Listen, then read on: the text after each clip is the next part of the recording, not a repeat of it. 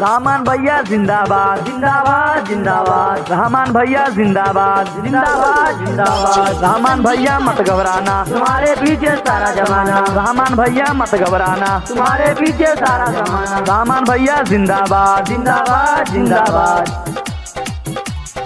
चाचा बखाली मोहल्ला में भाई हो, रहमान जी के लिए अब की बार हो।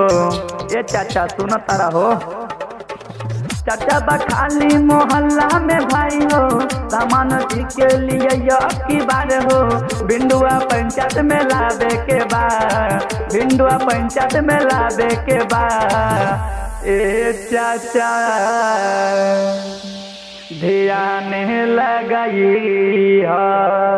चाची, ध्यान से सुनियो। ए चाचा अब ध्यान लगाई रहमान जी के मुखिया बनावे के बाद। ए भैया हो ध्यान तू दिया, रहमान जी के मुखिया बनावे के बाद।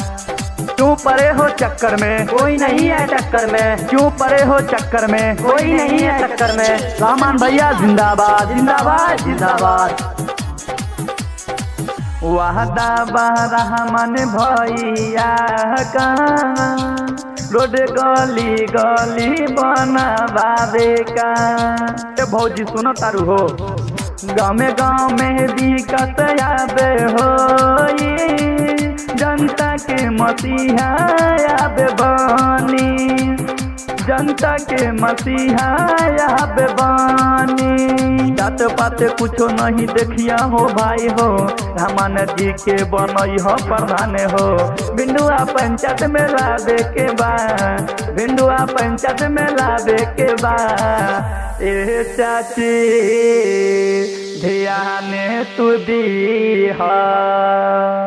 ए चाचा सुन तारा हो, ए भैया हो ध्यान तू दी हो, रहमान जी के मुखिया बनावे के बाद। ए चाची हो ध्यान तू दी हो, भिंडुआ पंचायत में हो लावे के बाद।